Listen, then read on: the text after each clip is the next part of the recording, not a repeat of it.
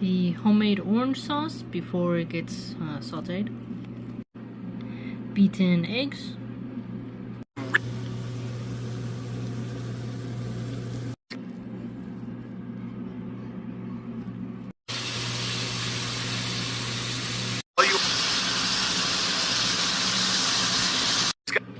we have green onion, green beans, green bell pepper, and orange bell pepper, sesame seeds, and the fresh orange sauce.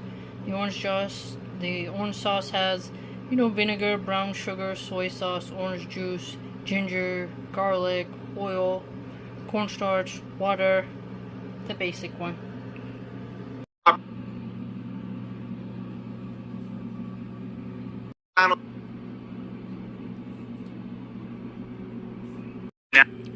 Alright, the flavor's on point, and when you only have vegetables left, this works out really well because there's no meat left. So we're having a vegetarian, I guess, stir fry, and eggs always add in some wonderful texture and protein. So hopefully you can try it too.